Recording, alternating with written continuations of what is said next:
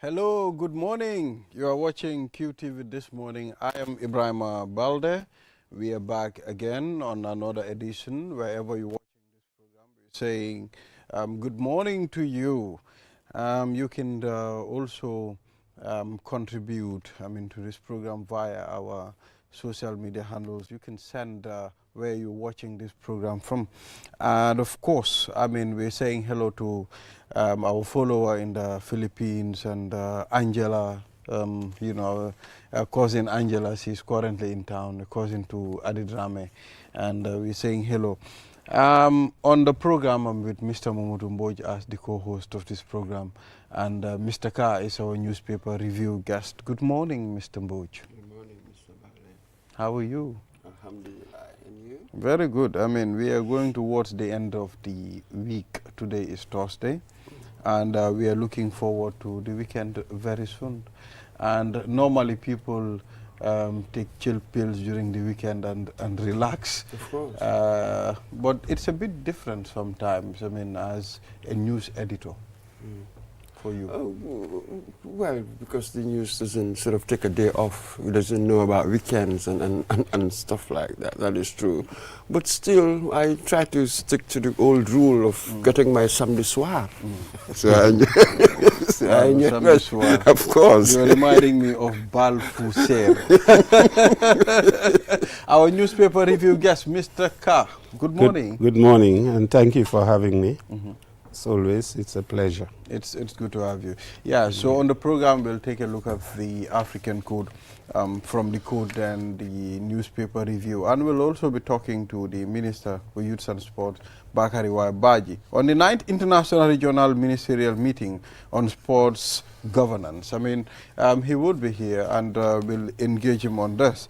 And Adama Jallo, National Coordinator of Victim Center, will also be here on the victims engages, lawmakers.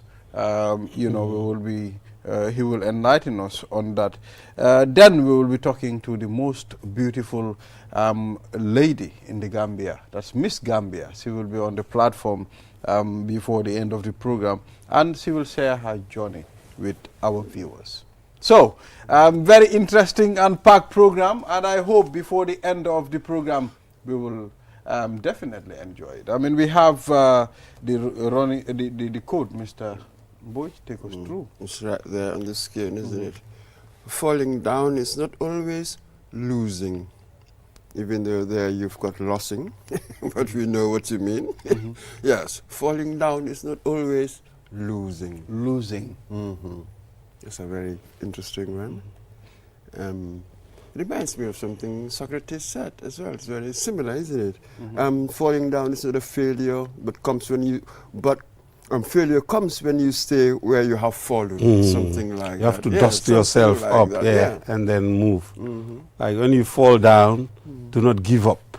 When you try and it doesn't happen, do not give up. Get up and keep trying.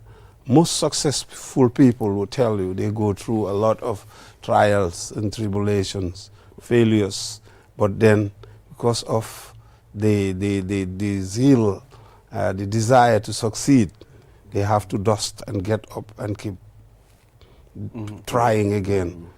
So do not give up, keep trying, whether it's in business or in academia, or in any walk of life. Just focus and keep trying. Put in the effort, and ultimately you will realize the dividends.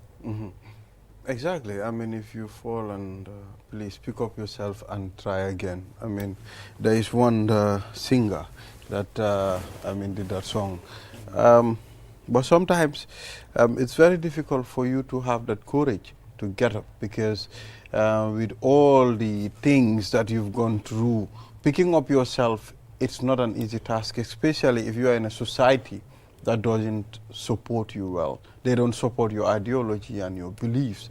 It's difficult to pick up yourself again. Yes, perhaps for some people, I do not know. Maybe in the end it depends on one's character, one's attitude. Maybe in the end this will determine whether you would give up or you will get up, dust yourself off and move on again. So I understand that, but again, it is important that we keep these lessons in our head. Maybe it might be sort of be a counterweight to whatever character I might be, but we know that in the longer term, I need to cultivate the strength. It is a strength for my benefit in the longer term, because we know that I am going to stumble here and there. I'm going to face setbacks here and there. So whether I can get up or not, that is really what the question is. True. Though I but at some understand, point, yes. you know, falling down will teach you a lesson. And, you know, it's not always losing. When you fall, I mean, you would be very careful the steps that you have to take again to be successful. So sometimes one needs a lesson in life to be able to, not to go back there. But the wisest man is the one who learns from other people's lessons. They would tell you, successful people would tell you they've tried 99 times and fail.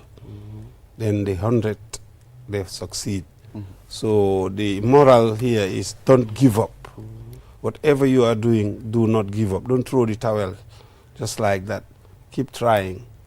I mean, it's easier said than done, like Moj said, but then you have to find the inner strength to get up, because sometimes people are faced with very difficult situations. As we speak, some people would be going through a lot of hardship, but then the courage have to be there. You have to dig deep to find the strength to get up and walk again. And sometimes you will just surprise yourself as to how you succeed.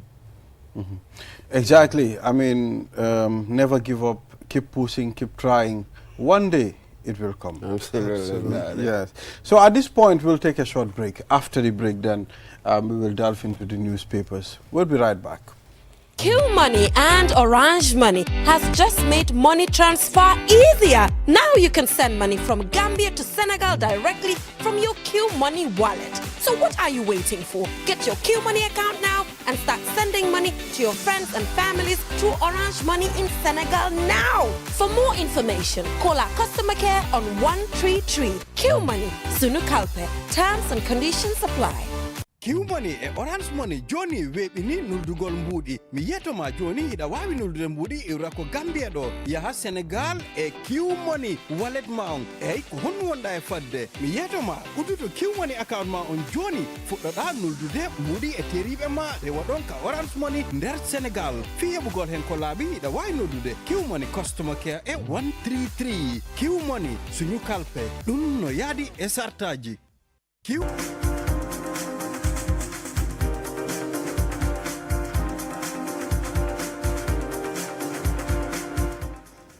We are back. You're watching QTV this morning. I am Ibrahim Abalde. Now let's take a look at the newspapers, the stories making headlines. And one of the papers is saying, armed robbers strikes Access Bank. I mean, there was a shocking news when we received it yesterday. But we were waiting for some media houses to confirm the truth, whether it's a true story, it's a truth thing or not.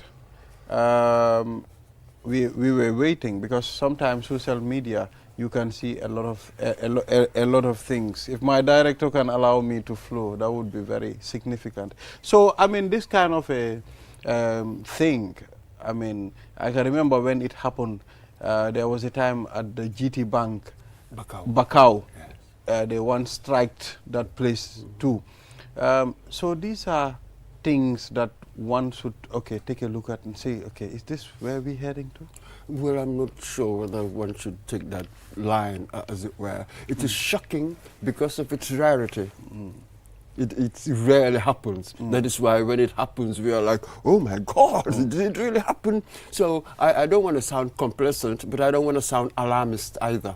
So it's better to get the information in this particular case. But of recent, there has been a lot of reports regarding this type of incidents. I just had a visitor this weekend, a cousin of mine that lives in Bruce, who was telling me that they'd entered into their, they have this laboratory, at home, they break in and enter. That was just on Saturday. And yesterday this was reported, and there was another incident as well. I think it's Western Union as well yesterday. So it's becoming something that is, you know, quite common, and I think they should be alert. I saw the Inspector General of Police yesterday on GRTS, and he was addressing the issue because people are concerned now. Robbery is not normally a thing that is common here, but now that it's beginning to be an issue, I think there is security issues. The security people should take it seriously and address the issue. Well, the thing is, I mean, Gambia is different from the past. I mean, before we can say, okay, we do not have, you know, the population did not grow to this, I mean, extent. But now we are seeing people are coming in every day, and it's growing.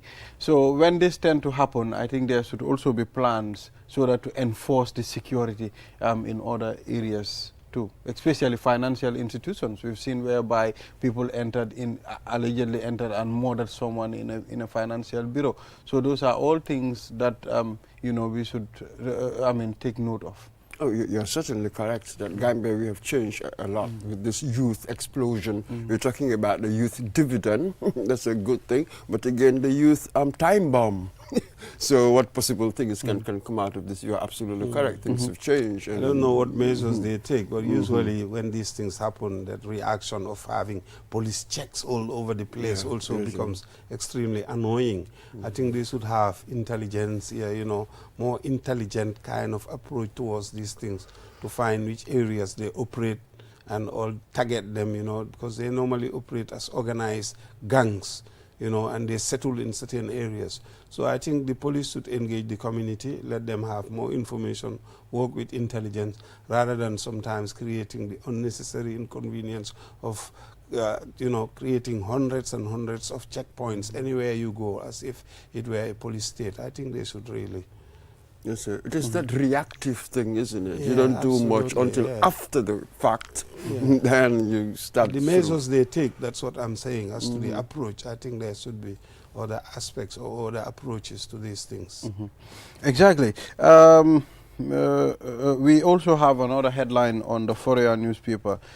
Q Money is assuring farmers, you know, there will be improvement into cash out for farmers. So they're trying to make it very convenient for farmers, and you know, we are known to Q Money is known to creating ease, you know, for people, for you to access your money. So now they are trying to adjust more to make it easy for the farmers. That's a good one, Mr. Yeah, that's good. Lessons learned in terms of what happened.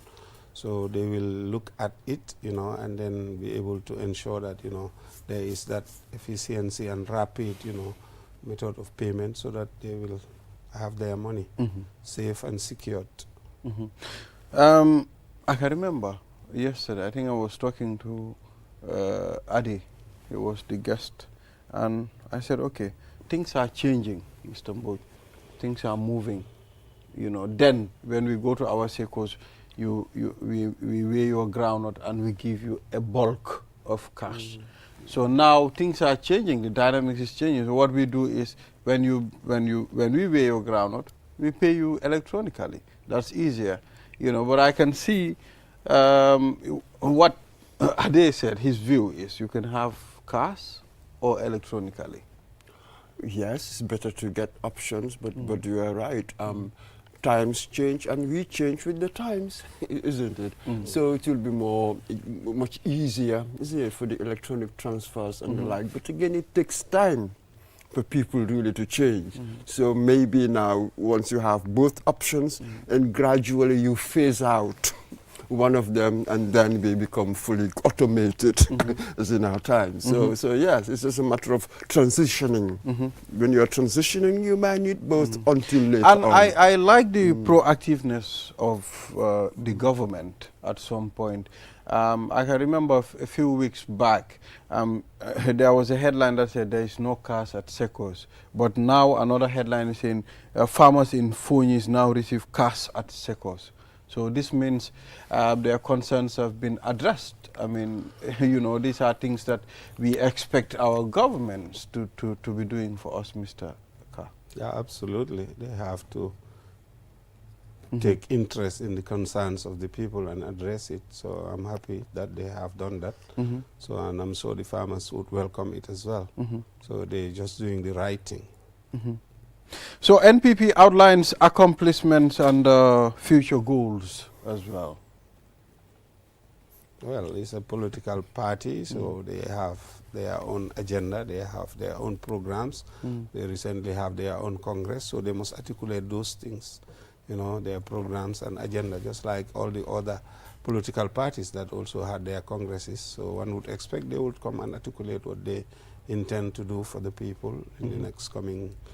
We are in the electoral cycle now, so it's that time when political parties will have to be having conversation with the people to make sure that, you know, their ideas are sold to them, their agenda, and then, well, it's left to the people to make the decision. Exactly. So, I mean, we've seen instances where people point a lot of corruption allegation to government institutions. Now on this paper we're saying the Gambia Public Printing Corporation, the MD is coming out and refutes allegations of corruption, you know, in his institution. You know, probably investigations have been done and there was a conclusion. But I think the gentleman, in fairness to him, was very clear yesterday in terms of directing the question, because it was a question and answer session, that you can go and check the audit reports. We have never faulted, and that's the most reliable document that you can use in order to establish whether there have been any malfeasance or appropriation or misuse or mismanagement of public funds. So yes, sometimes it's very easy to just come and make high-sounding, you know, allegations. Sometimes it's not founded, but where it's founded, then there has to be consequences. That's what people say. But I think from what was said yesterday, there was clarity of, clarification. Exactly. I mean, the Information Commission reminds public institutions of obligation. You know, access to information, and we've seen the commissioners, been appointed and given their role. At some point, they'll make sure informations are accessed, you know, nothing is under the cover, except until if it's a very sensitive information that needs to go through certain processes before we access it. But here they are reminding the public institutions of their obligations.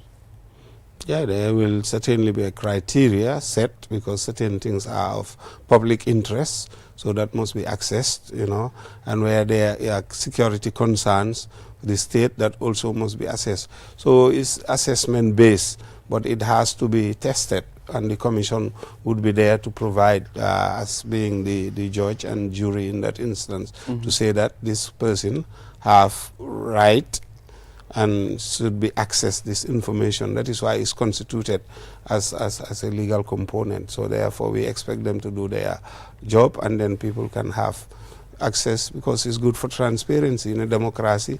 Transparency, probity, these are important things that people have to. Exactly. And Mr. Mboj, the commissioners, I am pretty sure they would like to do their job, but we have so many things that, you know, these are rules and there are laws that are put in place. But at some point, sometimes we don't go by these laws. Absolutely, that has been our problem, isn't it? We complain about it all the time. I think some of the possible problems we might face with this particular law is that we're just so used to secrecy, doing governance by secrecy, as it were. That is going to be our problem. And secondly, we know that sometimes governments play games, certain information that they do not want to disclose, they do not want to release. They'll invoke some kind of security or confidentiality. You know, the governments do this, but it will depend on the commissioners. how are they going to handle these things? I think that's really the key. You're going to have the low-hanging fruit, the easy things to do, fine, but sooner or later you might have a sensitive issue, highly controversial issue. How would they perform? What would they do? Would we perceive them to be an autonomous, independent institution doing their job? Or are we going to think that, oh, they're just here sort of trying to hide, paper over some of these government stuff? So it depends. Then it would be pointless creating and appointing. They have to be. They have to be autonomous. Yes. That is what they do. You know, if you go to UK, there is a test criteria, and all they do is just to assist to look at how genuine and, you know, important access is, and they will test it. Of course, there will be certain information that cannot be devolved for issues of security and other matters, but that has to be tested. And if need be, it can also be tested in the courts. It doesn't have to stop with the commission. So people can take cases and then test it if it is important to them. And even where you invoke security, the threshold must be very, very high. Really, you don't come with anything. You just say security, confidentiality, and stuff like that. So the Ministry of Information introduces... probability. Yes, so the Ministry of Information introduced Code of Practice Against Disinformation. You know, it's a good one. We are seeing recently the ministry is coming out and informing the public, you know, what government is doing, what they are up to, projects, and of course, I mean, getting closer to the general public. So here, they've introduced the Code of Practice Against Disinformation. Disinformation, misinformation, that's a very slippery slope, because some of these are very difficult to define in law. So, but it's good that certain standards are set, like we said, certain criteria also in order to filter information. But, you know, I mean, there is a duty for especially people that are registered in terms of reporting newspapers or radios, you know, to report the truth and in all honesty and sincerity. You know, if they do that, then they would have discharged their duties. But then to just deliberately misinform or make that in law, I think should be looked into. So yes, and God, right now, the whole information media ecosystem, it's just so jumbled up. You've got all sorts of things in there. So how do you manage this? I do not know. I think what is important for us is for us to be media savvy. How do I approach these things? What is a reliable source? I think that education for us is more important than, I don't know, bring in any law. I can sit anywhere in the world, write whatever I want on social media. Yeah, but state transparency also can help avert some of these things. You're where right. they are concealing information, it generates a lot of, you know, fake and misinformation. But if they are upfront with the facts and then put it before the public domain, then the public is in the best position to know. But once you are trying to conceal here and there for reasons best known to you, then you are inviting, you know, the calamity of, you know, misinformation or speculation. Absolutely. And even now, I think we are facing something worse. The state can come out and be saying the truth. They say we are now in a post-truth kind of world. I don't believe you. And this is what we say, conspiracy theories. It doesn't matter what authority says. We are so cynical with authority now, we don't believe them. They're hiding something. So it is much more difficult now, really, even you can be honest. Absolutely. Exactly. So the Local Government Commission is still ongoing. And, you know, there are a lot of revolutions and people are following. Now we are seeing the Gamcell accountant faces Local Government Commission. I think it's important. Most of the time we talk about Gamcell, we talk about Gamtel. These are state-owned enterprises. Sometimes at some point you will hear, okay, the way they were, they are not up to that level anymore. So we need to find out why. And here the accountant is facing the commission. I am pretty sure very interesting revolutions will be made. We have for a while now known that with public institutions. Perhaps you might even find that in private, I do not know. When it comes to financial management, especially, because these things have been revealed during this commission, that we've not been following good practice, as it were. We all know that. So the question is, what do you do about it next? Do we have the commitment to change things? Because the picture, the profile, has been well delineated. we pretty much know what's been going on. So what do we do about it? You know, do we need to prosecute people? What are we going to do to change the way we run our institutions? I think we've known that they're quite dysfunctional. We've known for a while. Well, privatization, what to do about it. Privatization. Now you see, that's another point. At some point, you know, I am a person who is in support of privatizing certain institutions. I don't know. You know, because I think when you privatize, it becomes more effective. Although sometimes people will tell you when you privatize, I mean, you are not going to get the benefits that you are supposed to get as an institution or as a people. You see, people of the left-wing people, they don't really like privatization for some reason. They think that this devil, this demon called privatization, then prices will go up afterwards to get services and stuff like that. And yet, you've seen that state institutions, yeah? They've been woeful when it comes to making profits. They will tell you that actually we're not here to make profits, but to provide services to people. So this is a very interesting one. Can we just get our prejudices out? And then some services, when you privatize them, you see, this is the key. You privatize them, you have your regulatory body. That is the key to privatization. You have set them standards. Then it's easier to control them. There are certain conditions that you must fulfill. Otherwise, there are fines, you know, involved, or you'll take back your license, give it to somebody else. So this is interesting. Even Western societies had to discover that actually through privatization, that's when I can better control that than leaving it within the public domain. This is the irony, the paradox of it. Within the public, it's not easy to yeah, you know, monitor. The issue of privatization sometimes is quite legitimate if it becomes a burden on the state to the extent that it's being subsidized, then that is of no use, because you cannot be pumping money into an institution that is not performing continuously. That's not good for the public. I think the government is becoming conscious of that. That is why they were able to establish a commission, you know, headed by Mr. Usenungom, to oversee the performances of all these state-owned institutions and look at what are the issues. Is it issues of inefficiency? Is it lack of investment? Is it corruption? A host of issues sometimes converge to make these institutions fail. So this is the responsibility that is assigned to them to look, and where the performance is very poor to the extent that the state is losing so much money on a particular institution, it's best to get rid of it.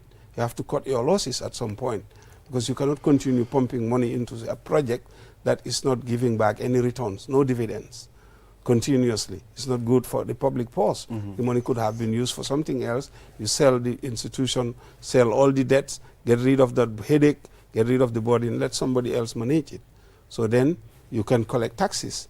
So it means you are getting returns rather than just putting in money. So this is the argument when an institution is failing, and that applies all over the world, because you cannot continue to sustain something that is not viable. Absolutely. So they have to look at it holistically and look at all these institutions, their performances. Where there are weaknesses in certain areas, they strengthen. If it is lack of capacity, inefficiency, lack of investment, and they feel that it's still viable, they can put those things and then make it viable. But where the failure is so chronic to the extent that you cannot revive it, then you have to cut your losses. And that's it. And what have we been reading from World Bank reports and others? Actually, we are subsidizing our state-owned enterprises. Then that's we are not putting very good money for us. in there. Yes. We once interviewed somebody here, an official, government official, working with one of these institutions, saying, "Oh, actually, we are not here to make profits. We're here to whatever provide services." But we all remember back in the 80s. I remember, was it Sheriff Sekou Bassi? say, Minister of Finance, congratulating some public institutions for making profits. So the idea, why do I call you state-owned enterprises? You're not supposed to make profits. You're not an enterprise in the strict sense of the term. So it's a matter of ambitions have dropped regarding these institutions. I think let's raise this bar, as it were. The ambition must go up. I think that's really important because people who work in these institutions, they don't feel that they're supposed to make profits, for God's sake. Exactly. So at this point, Mr. Carr, I know you want to go and take your coffee. But first, I mean, it's important for us to talk about. There was a time I was discussing with someone and he said to me, but I've never heard you people discussing about the PPP party on your program. Why not you invite? Don't start, Mr. Mboji. Why not you invite? Yes, he's winding me up, isn't Why it? not you invite the PPP leader? Managana, Mandal PPP. I don't know what is happening. Okay, but they've elected. I mean, their party leader. And, you know, the PPP, they fractured at some point when they had to go to the courts to settle certain issues. So it's a political party, you know, in decline. That's the fact. It used to be the party that controlled the political arena for decades. But these things happen. And we see a lot of that in Africa. Political parties tend to die when the leaders leave or die. You know, because of the way that they are structured and the way they are in the mindset of psyche of the people. We've seen that in Senegal. PS is dwindling, PDS slowly dying. So also here is the same. Many of the political parties of yesteryears are now almost dead and gone. People don't even know them. Some of the political parties, if we tell you their names, you don't even know them because they are gone. So that is the nature of political parties, you know, in Africa. You know, they don't tend to stay. But as opposed to most of these Western democracies where they have two-party systems, you know, and both of these parties have been anchored in certain values, even though that's might now is the philosophy, the ideology, the distinction is no longer there for most of the time. But it used to be an ideological divide where you have the left, like Mboj alluded to earlier on, and also the right wing. All right, thank you, Mr. Carr. I mean, for reviewing the stories with us. Thank you. We hope to engage you more. And Mr. Momodu Mboj, at this point, we'll take a short break. After the break, we'll engage the Minister of Sports on the 9th Inter-Regional Ministerial Meeting on Sports Governance. We'll be back. Kiu money aning orange money ye bulodi nyola pour ka kori kio sone yandi ka bonan Gambia banko kang kata Senegal banko kang aning Kiu money wallet eka mune batu imuna fan Kiu money account wala sign pour kadati ka kodoki iterimal anila dimbayal kana aning orange money Senegal ni lafta ku Senegal sotola je Kiu money customer care commandi 133 Kiu money sunyu kalpe nying sartolle bala Kiu Money ak Orange Money ñoo lëkkaloo pour yombalal leen yónnee xaalis bàyyi ko Gambia dem ba Sénégal ak Kiu Money wallet looy toog di xaar dawal léegi nga ubbi Kiu Money account pour nga mun a door di yónnee xaalis sa xariteeg sa mbokk yi jaarale ko Orange Money Sénégal léegi pour am si lu leer mun nga call Kiu Money customer care si 133 Kiu Money suñu kalpe lii dafa ànd ak sarta yuñ tëral. First time cross, really threatening, and it's dropped for Minte, rifled in! Out. Did you know you can buy cash power using Q Money Wallet absolutely free up to 30,000 $. Use our app or dial 323# and select Q Power.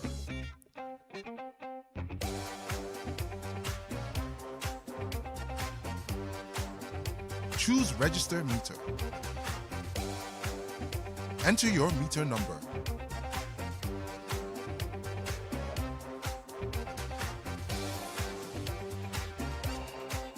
Dial *323# and follow these simple steps.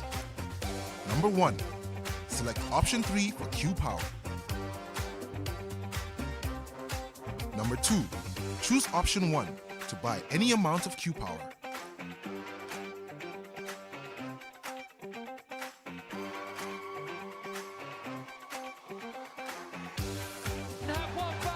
Enjoy free QCell airtime.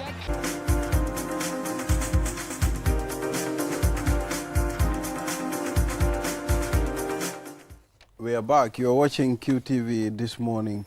I am Ibrahima Balde. Now we have in the studio the Minister of Sports, Bakari Baji. It's good to have you here, Mr. Baji. Thank you, and good morning to you, and good morning to the viewers. We're happy to be here. How are you feeling? I mean, I hope you've taken your breakfast. Well, I'm around a fuller and I'm not giving breakfast. So Ana serer. Ana serer. Okay, Mr. Mboja. So Mboja Neba is here. Yeah, I hope I'll get one before I leave. So it's important for us to discuss, I mean, you know, sports and anything that surrounds it, the anti-doping, very significant. So we want you to take us through the primary objectives of this. Oh yeah, we just concluded the meeting on Tuesday. It's called an Interregional Africa Ministerial Meeting on Sports Governance, focusing on the ethics and integrity. And in that, we're referring to the issues of doping that happens around sports. And of course, Gambia and quite a number of other African countries are signatories to the Convention on Anti-Doping. That is actually 19 years, getting to 20 years now. And there have been committees and WADA and the regional office. But Africa has been doing well, not very well in terms of taking it up and ensuring that our athletes are well sensitized and trained to understand the substances that are prohibited, and also putting in place the systems and the laws that are necessary at country level after the adoption or the signing of the doping. So the meetings is the third of its kind, and actually the fourth time that it is coming to Gambia. Senegal hosted it in the past. You know, so we were looking at the progress and what we need to do as a continent to be able to move the convention forward, to be able to implement it and ensure that our athletes are protected. Exactly. I mean, at what point did we decide, okay, it's high time we start talking about this? No, Gambia has been, well, on it for a while, even before I was minister, actually. And there was an office that was created, and it's headed by Dr. Jain, the CEO of AfriMed. But it was in 2022 that we launched the platform, because every country is either supposed to have an agency or an office, or in some countries like Gambia that are smaller in nature and probably not have all the resources, they create a platform or a committee. So in 2022 was when we launched the National Anti-Doping Platform that expanded the office to include other doctors and other trained personnel in the area. There is what they call doping control officers, DCOs, and we have had our DCOs also trained in Uganda in 2023. So the process is on, and currently we're just in the process of, actually not in the process, we already put it in the new sports bill to formalize that committee. But like I said, Gambia signed it many years ago, and other African countries, but the implementation was the issue. And of course, until today, if you have a doping issue, it is only in South Africa that you can do a test. Okay. And so, and that's not a desirable situation for Africa. And so we need to be able to move forward. And, you know, that's where we are. So Gambia is kind of taking the lead also in terms of mobilizing some of the African countries to take actions. Yeah. So, Minister, I mean, is it common in the Gambia, doping? Doping? Yes. Well, I would not say it's common. I have not, we've not done any testing yet. You know, you only know whether it's common or not if you do testing. But doping is any substance, whether a food or liquid or any kind of substance that somebody consumes that enhances the person's performance. So whatever it is, as long as it is taken with the belief that it can give you more strength and it can be able to probably be able to go beyond the normal to outsmart or to outperform your colleagues, it's called doping. So whether people are taking it here or not, I will not be able to say with certainty. Like I said, the testing is not done. But I am of the conviction that if Gambia start testing our players at the league, at the athletics, at volleyball, you would probably have some cases. But we've not been doing it. And we've not had any case of doping among our international athletes. So we are safe for now, but that doesn't mean that it is not happening. Okay, Mr. Mbod. Yes, at the interregional ministerial meeting, you said the discussion was more broadly ethical issues. Anti-doping was just one of them, right? Yes. So what were the other ethical considerations in the meeting? Yeah, the focus was on doping in general, but sport governance, of course, goes beyond doping. It talks about what systems need to be in place to be able to strengthen our sports, because now those who follow sports know now that, like the president said when we visited him, it's no longer a leisure activity. It's not just something that somebody does because you have free time. Sports itself is a business, it's an industry of itself, and it's one of the biggest industries out there in the world, bringing in billions of dollars to countries and to those around the ecosystem of sports. So in Africa, we were looking at what we need to do to be able to tap into the resources that are available and be able to tap onto the skills and the talent that we can be able to use to ensure that we also promote our sports to the level that it is in other countries. And so the declaration did not focus on doping alone. It focused on issues of infrastructure, on issues of equipment, on issues of training of coaches and athletes, so that they can also be able to deliver to the sport as expected. That's why we did not just talk about doping. We broadened the topic to say sports governance. And sports governance means everything that involves around making sports better and having the right personnel, the right equipment, and the right infrastructure to be able to deliver excellence performance. That's it. Isn't there really where the problem is? Just as you've said, now because of the nature of sports, it's a massive business and the like.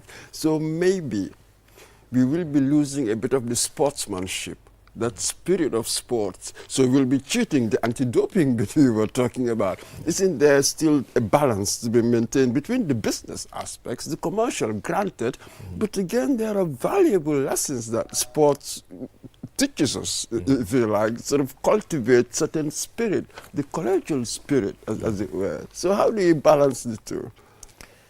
Well, it's a point, and of course, when in the governance aspect, it's what is right, in what you need to put in place, what systems, what laws, and all of that, the policies.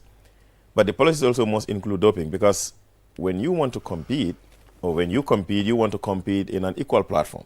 You don't want to compete with someone else who, behind the scene, have taken something that is going to enhance the person's performance. And so it no longer becomes an equal participation. It's no longer fair performance, because somebody else is winning, not because he deserves to win, but because he has taken something that is enhancing him. So yes, the balance is there, but it is meant to ensure that all the athletes are participating equally.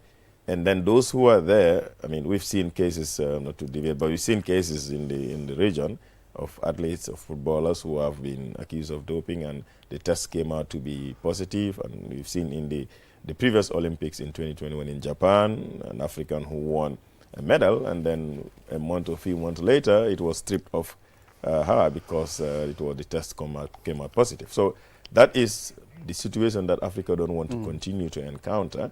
And it appeared quite a number of people also have been victims of that. And like I said, not in Gambia. Of course, we have not reached that level yet, even in terms of our participation. But the balance must be there, but it must be put in an equal platform for athletes and people who are in the industry. Yeah. So, just one more. Okay. I think what we tend to face more is what we call age cheating.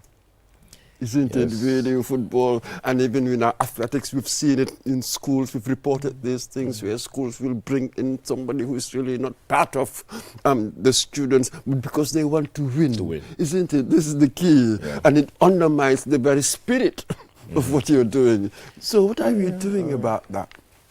No, in general, in the Gambia, there are quite a number of processes that have been taking place, especially in football that is more advanced.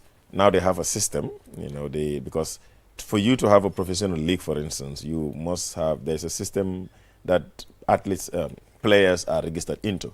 And once you have an age of the person that gets into it, you cannot change it anymore. So that's one of the things. But I mean, even in our NACON acts, social acts, it might be we have a case where one of the regions appeal against another region because they filed in a player that they said is not actually in the school that they say he is. So those are situations that happen, but it's very difficult because our record systems here are not very good. So the starting point is to ensure that we have systems that are good.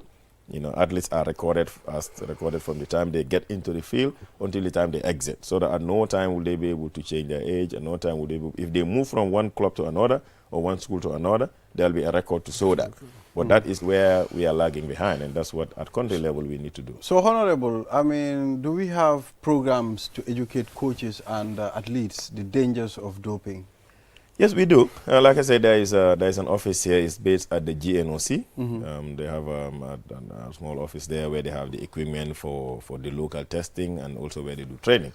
But what we have also instituted is anytime there is an international competition, the athletes are taken through sessions before they leave. And that has been a practice ever since. So whether it's under 20 or football, or whether it's our athletics to the Birmingham Games or to the Paris Games, they must undergo an orientation, and of course the African Games last year, they must undergo a training conducted by Dr. Jan and his team to tell them what the requirements are and what kind of substance they're not supposed to take, and even drinks that we take or the food that we eat, the kind of ingredients that should be in the food to avoid them being tested positive, not because they intentionally wanted to cheat, but because they didn't know that that part of the ingredient that goes into our food is actually prohibited by the list. So yeah, there is training program for both athletes and for coaches. And once they go, because sometimes people say, oh, you have only 3 athletes and then 6 officials.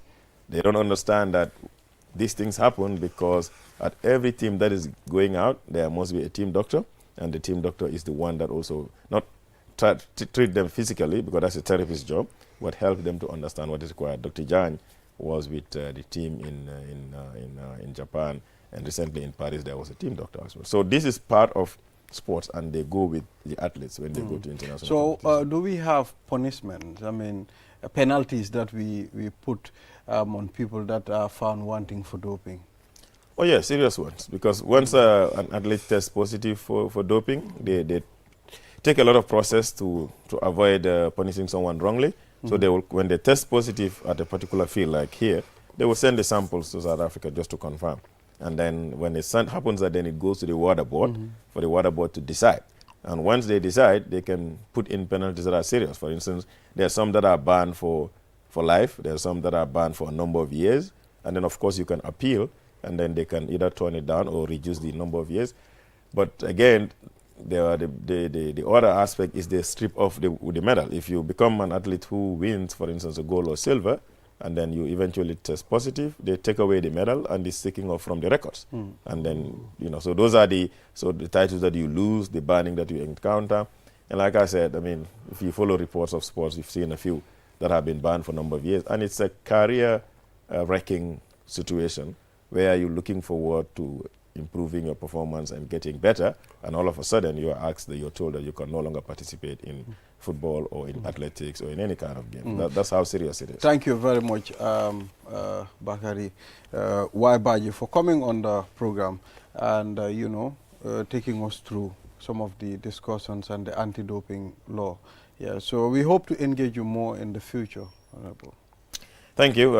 It's a pleasure being around, and we appreciate the opportunity and the partnership in talking about this. Yes. So viewers will be right back. After the break, we'll be talking to Mr. Adama Jallo, National Coordinator, Victim Center. We'll be right back. Mitoma. First time cross, really threatening, and it's dropped from Minte, rifled in! Out. Hidandi da wawi sodude cash power e Q money wallet maong te ayobata hai hunde ida wawi sode ko yehi ha guluji chapan $30. Kawatano baby, wadu dial star 323 has joka sartajiding suboda option 3 fi Q power. Ontumasi suboda register meter number sa gaini natina number meter maong.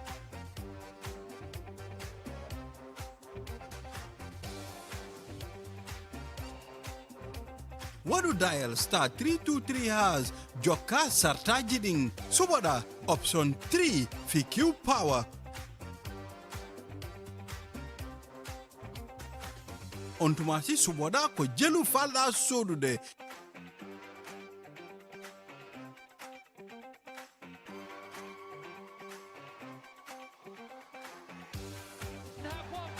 awawa hebude ko ɓura andrede free qcell airtime wattu kala soduɗa q power fi heɓugol hen ko laaɓi ɗe wawi noddude 133 q money suñu kalpe. Mitoma. First time cross, really threatening, and it's dropped for Minte, rifled in! Out. Korealo neko anila Q Money Wallet isa Q Power sanno katafo wulitan saba andung ita fenjola. Ibe minkela ibanna Apple download la wala yesta 323 has dial B yebula sartol noma.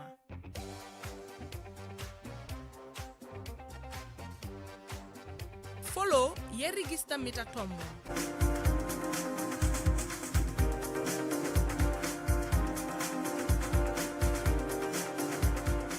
Yes, we are back. You are watching QTV this morning. I am Ibrahim Abalde.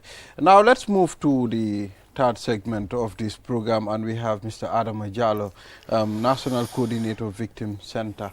And it's important for us to understand, I mean, this discussion, it's going to be a very significant one because it has to do with the Victim Center engages lawmakers. It's very significant for us to have this because, you know, a lot of things happened in this country. And Mr. Mboj, when we sit on this program, we talk about, okay, the plight of the victims should be looked into. Let's take a look at, let's see, justice is served. Let's try to dispense justice in a fair way. We always talk about this on this program. So we have the National Coordinator, the Victim Center. It's good to have you here, Mr. Jalo. Thank you very much. It's a pleasure. Nice. Yes. So recently, the Victim Center engages the lawmakers.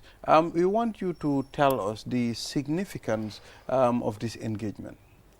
Thank you very much, Mr. Bale. Perhaps I would start up to see how the organization came to be, perhaps at least an introduction of the Victim Center.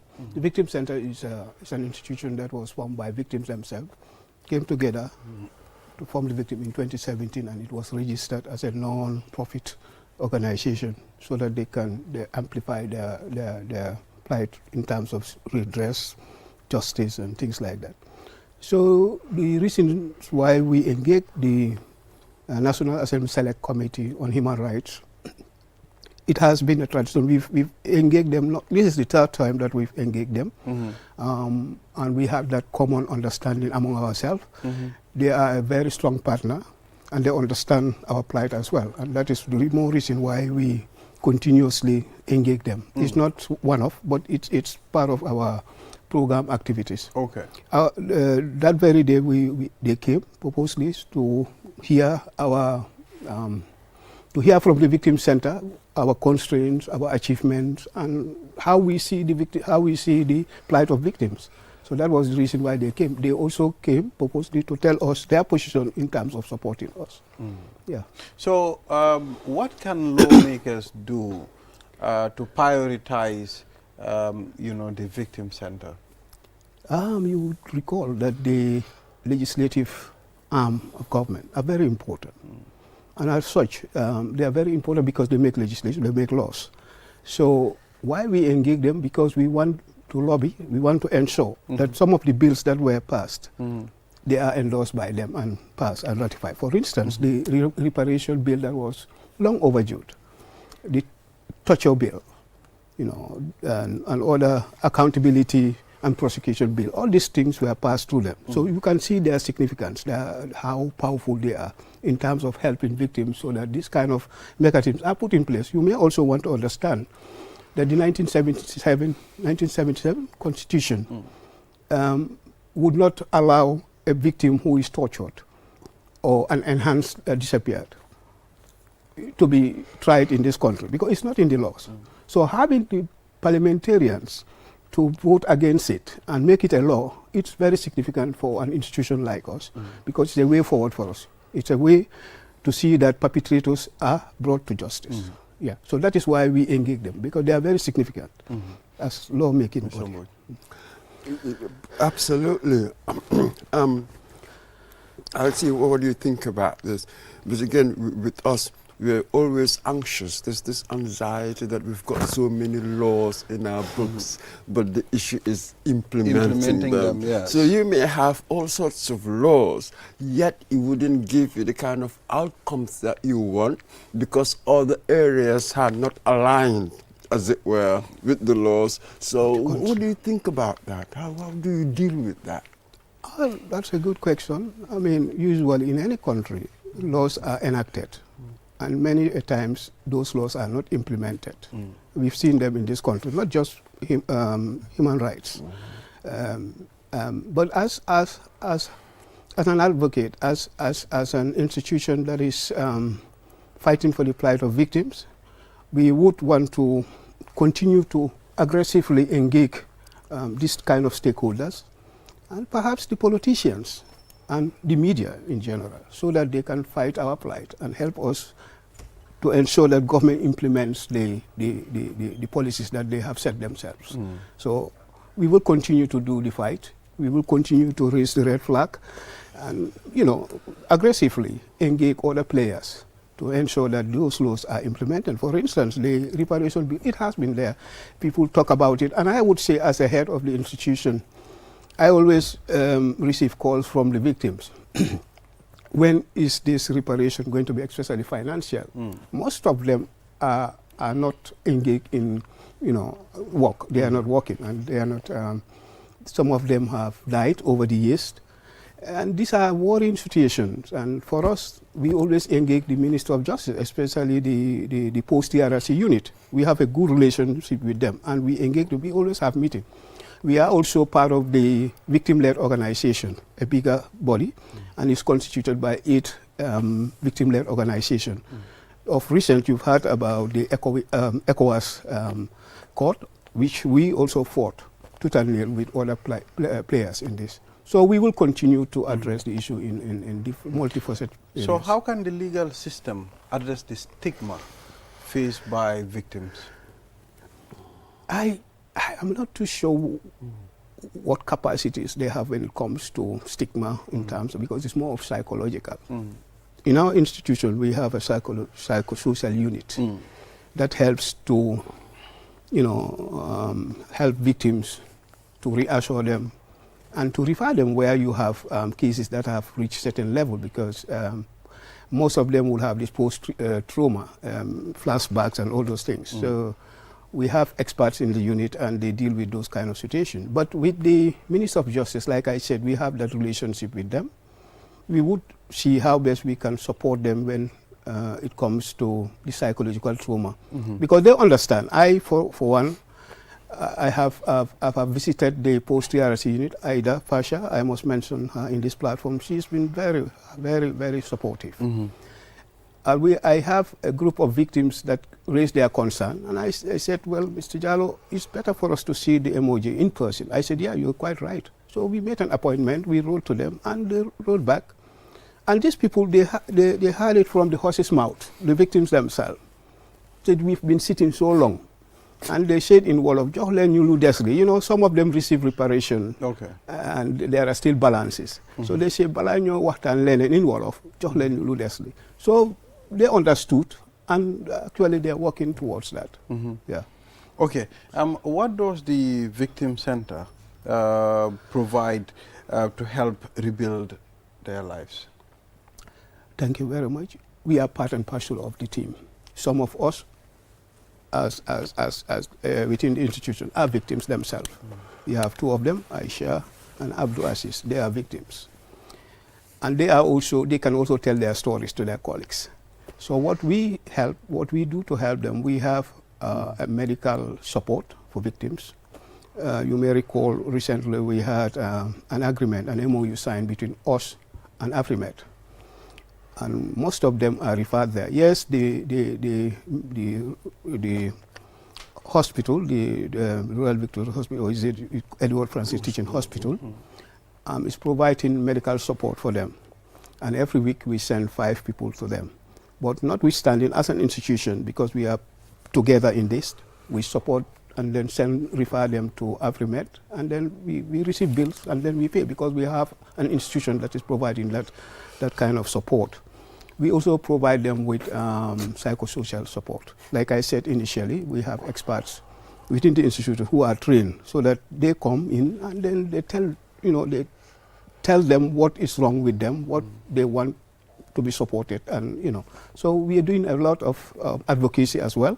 We go through the length and breadth of the country to talk to victims, to talk to the community, to understand the white paper, the government white paper, and all those kind of things, so that they understand. I know some of them are worried still. No matter what you do, they still get worried. When will this thing happen?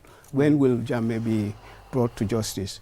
When will reparations start in earnest when it comes to finance? But we still manage expectations. We have that capacity. We manage the expectations. So do you engage lawmakers on the need of the victims, what they actually need? Absolutely, absolutely. I mean, I mentioned the post-TRRC unit, which is a branch of the Ministry of Justice. We, as a victim-led organization, I am the chair, I'm the deputy chair of that organization, because you have 8 victim-led organizations forming. So we always have meetings with them, and we invite other players, especially lawmaking. So they are aware. Yeah, they are aware. And when we have press release and press conferences, they are invited also to give their version of the stages where we are in the post-TRRC process as we speak. Exactly. I would have asked the psychological need of victims. How is the center doing it? But it's important you have that unit within your organization to help support them. Mr. Mboj, do you have any other thing? Yes, I was just wanted to get your views on how do you see the whole process of providing redress of one form or another to the victims. It is often said that the wheel of justice grinds slowly. How do you see it so far? We've been promised some kind of help from ECOWAS to form this hybrid, as it were, legal institution, legal instrument to try certain people. How do you see it? It's a complex thing, but I think there is some bit of commitment towards government. There is government commitment, and I think that we must talk about it. No matter what, there is the commitment, and also some of the bills that have been passed, that is working towards ensuring redress is addressed. And also, like one of them, the prosecution. And, they have, the Minister of Justice has created a unit getting ready, getting prepared for this kind of things. Yeah, but it's slow in the minds of victims. It's slow for us as technical people working at the victim center. We would have loved to see, because the MOJ, Minister of Justice, have set up a plan of action in terms of implementing the TRRC recommendation or government-wide paper. Out of the 126, only 16 has been implemented so far. So if you look at it marginally, you would say it's not much, it's slow. But underneath, we can see the efforts that have been driven by the Minister of Justice and the government for that matter. But we will not relent as an institution. We'll keep pushing, making more advocacy. So how is the center making sure victims' voices are heard in decisions that affect them? We involve them in most of the activities we do. Most of the time when we have radio programs with the media, we invite the victim themselves so that they come forward to tell their stories. So that when the listener hears a victim who is victimized by the former regime, will understand what they went through, rather than somebody sits in the office and come to the radio and talk about it. So they are part and parcel of the implementation process. And we ask their opinion in terms of when we put up proposals to address transitional justice process. They tell us what they want to see. So we put it, we incorporate it in our proposal. And then when we have grants, those are the things that we involve. So they are kind of involved in and we have meetings with them. And also, like I said, the Victim Center was established by the victim themselves. And we have a board of directors. They selected the board of directors. They go through election. So obviously they have a say in what we do. If you look at the hierarchy in the institution, I, as the national coordinator, I am answerable to the board of directors, but they themselves are answerable to the victims' body. So that is why everybody is a player in the game. So what is the center doing to protect them from re-victimization and retaliation of the victims? Come again? Like, what is the center doing to make sure they are protected, you know, so that what happened in the past, it's not going to happen to those people again? Yeah. It's just to intensify advocacy. And I think you would recall that many a times we come out to give a press statement, you know, press conferences, especially if the current government infringe into the human rights of individuals. We make noise. We speak our mind. We tell the government what they ought to do and what they shouldn't do. So we do a lot in terms of supporting them so that this kind of thing does not happen, because we are also players in ensuring that the Constitution provides those things in the Constitution, like those things that we have talked about, the torture, the reparation, the ensuring that perpetrators are brought to book. So all those things we push so that it is embedded in the Constitution. So that is a way of protecting them so that this kind of things will not happen again. And ensuring, I mean, the victim-led organization had the opportunity of meeting the head of state at some point. It was not the victim organization that went, but it's the 8 victim-led organization went in. So we wanted to hear from him his commitment towards ensuring that victims' plights are ensured. And he said that he's giving his wholehearted 100% support. Okay. Yeah. Thank you. Yes. Thank you, Mr. Jallo, for coming. We've exhausted the time.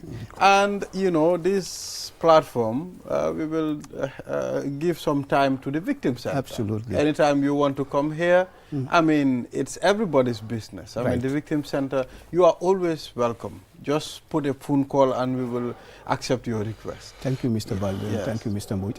We will do that because we are always partners together. You must have the media. Media is very powerful and they help. And they've been helping us. So we will always engage you. Thank you. Thank you so much, Mr. Baldwin. Viewers, will take a short break. After the break, we'll be talking to Miss Gambia, Rohicham. Thank you so much. Okay, so be careful.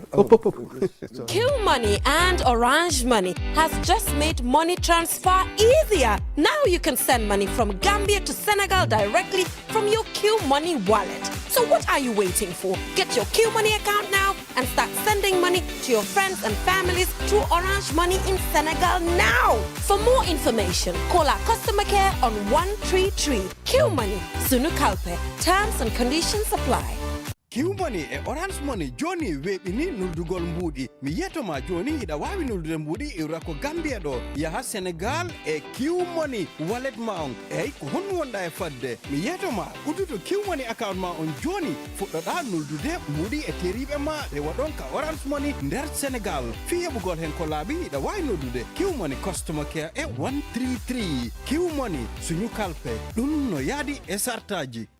Q Money anin Orange Money ye bulodi nyola pour ka kodi kio sone yandi ka bonan Gambia banko kan kata Senegal banko kan anin Q Money wallet e ka mune batu e muna fan Q Money account wala sign pour ka dati ka kodoki e terimal anila dimbayal kana anin Orange Money Senegal ni lafta ku Senegal sotola je Q Money customer care commandi 133 Q Money suñu kalpe ñing sartolle bala.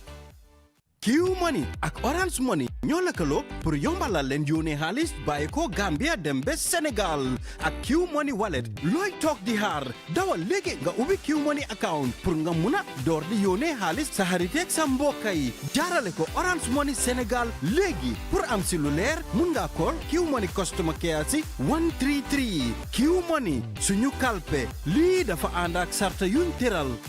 Mitoma. First time cross, really threatening, and it's dropped for Minte, rifled in! Out. Did you know you can buy cash power using Q Money Wallet absolutely?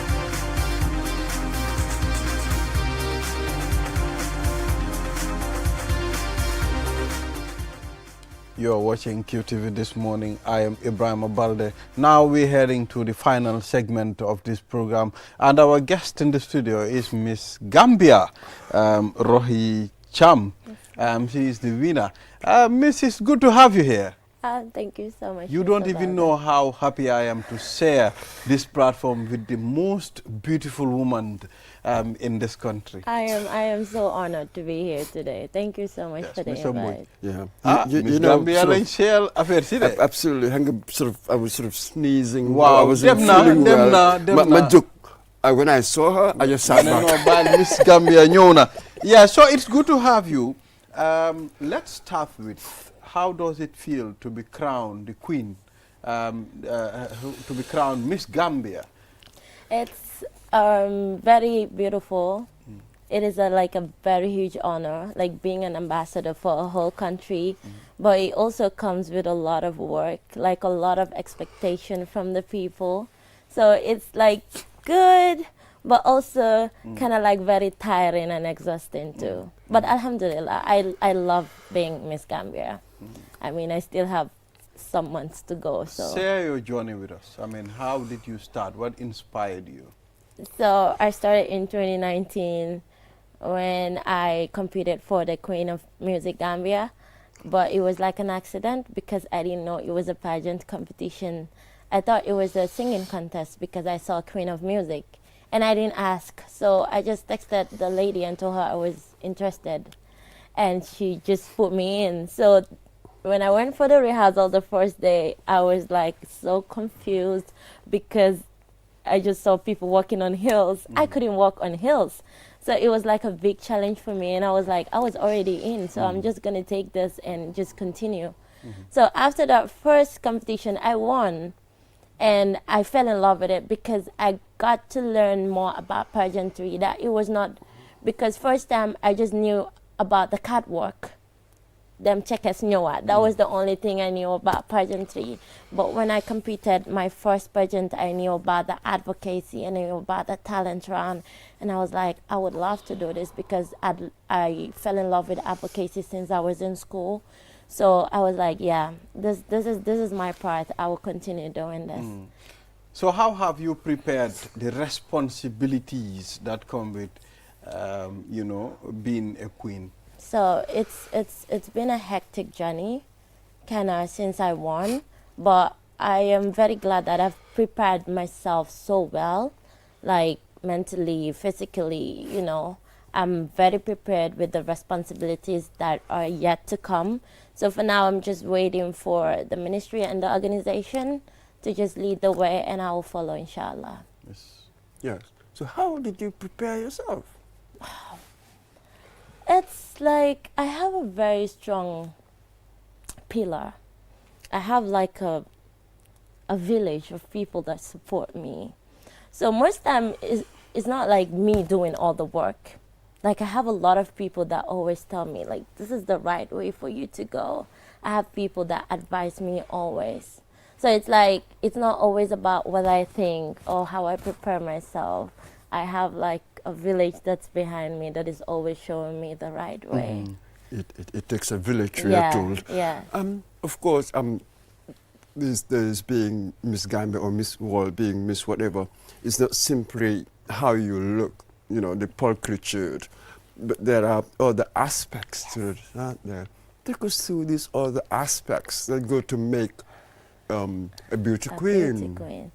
So the most important thing is always your advocacy, because as a beauty queen, one of your biggest tasks is to make change, to make positive change in your community, in your country, and that is where your advocacy comes in. Normally in a pageant competition that has like the largest mark, so it's your advocacy and your talent. So you have to be not very, but you have to be smart, you know, you have to know what you're doing, and you also have to be talented. Everybody is gifted with a talent from God. So you have to have like a very strong advocacy that you're very well equipped with, and your talent. So those are the two most important. The beauty is there, but it's not like 100%. And there are a lot of qualities that also comes with it. Like you should be empathetic, you should be compassionate, you should be very, very loving, you know, a good listener, a good speaker. Good interpersonal skills. Yes. So all of that comes with being a very good queen. Let me push it just one more time.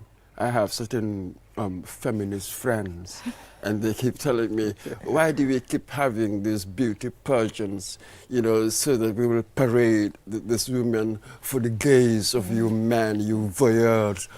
What do you feel? Do you have any sort of feminist streak in you? Do you feel torn?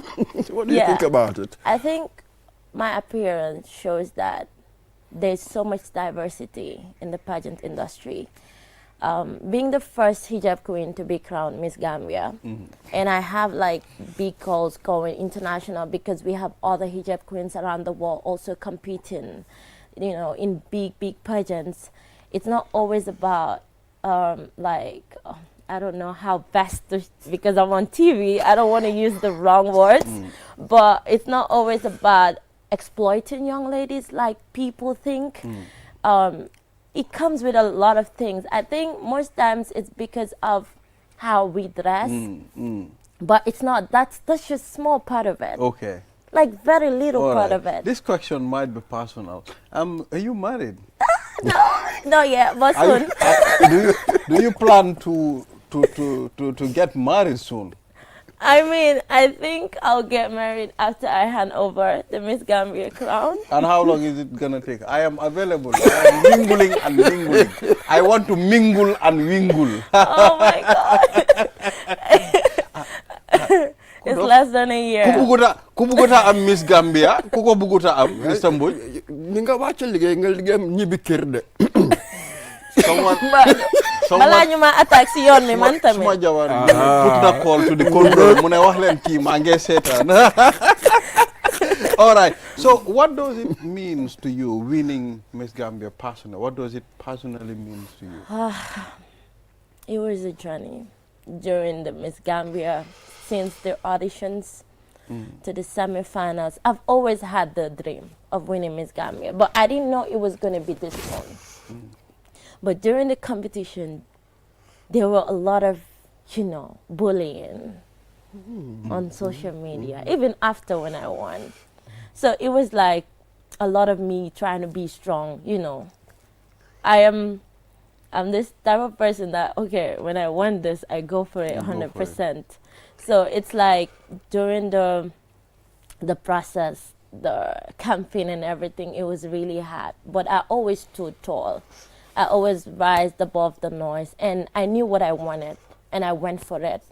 So all that, you know, crying and everything, you know, it was worth it at the end.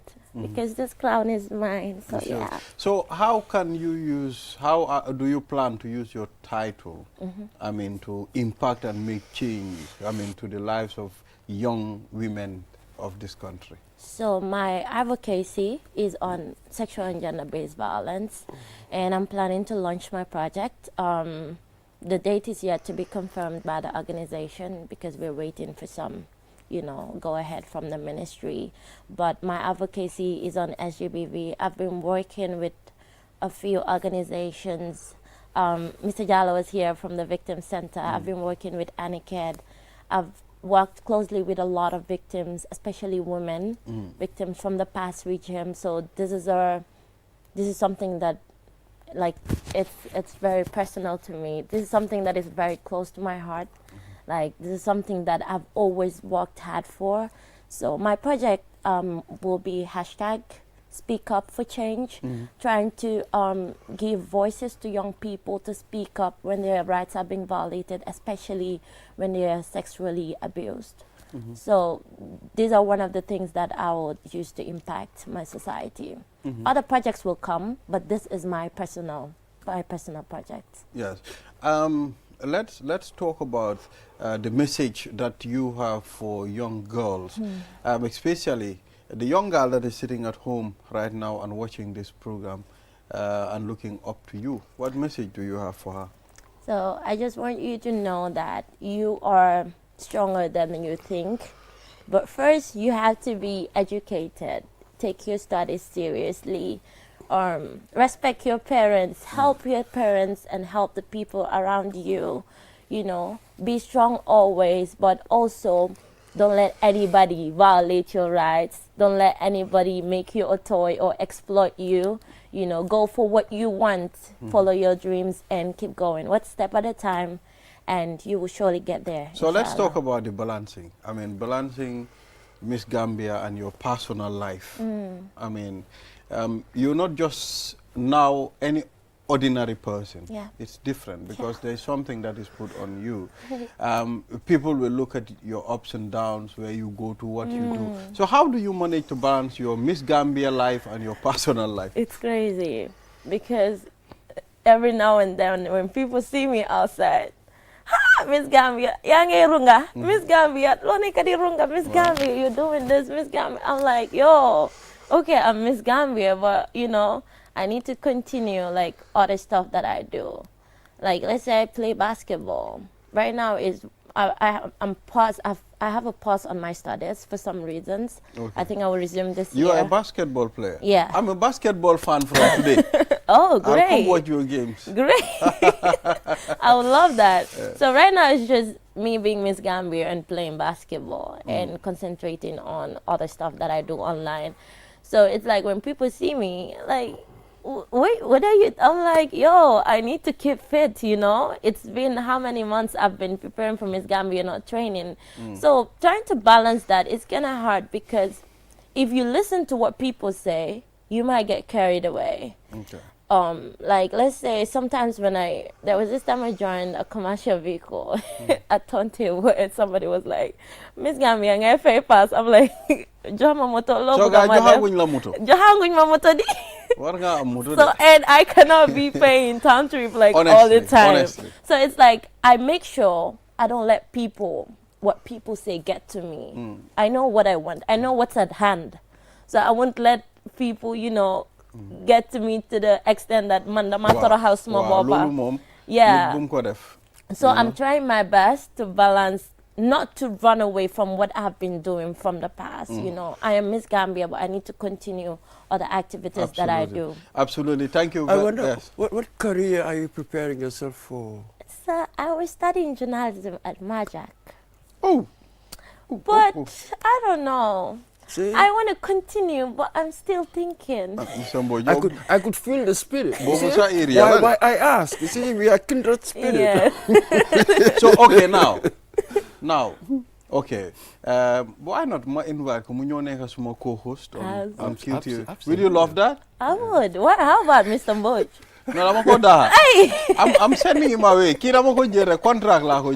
But if Miss Gambia is ready to co-host this program with me, why not? Why not? I will come and be a guest. Why not? Why not, Miss Gambia? And I'm very serious about that. I would love that. Okay, Nyun QTV, we are going to offer you that. Okay. We are going to give you that opportunity for being Miss Gambia. We want you to come and miss our TV. Amazing. Yeah. So thank you very much for coming on our platform, and we hope to engage you more in the future. Thank you so much. It was an honor being here. Yeah. Thank you so much. So viewers, we'll be saying thank you very much. Wow. And this is goodbye. This is the end until Monday. We're done for this Thanks week. to our director, executive producer, the camera crew, the technical crew.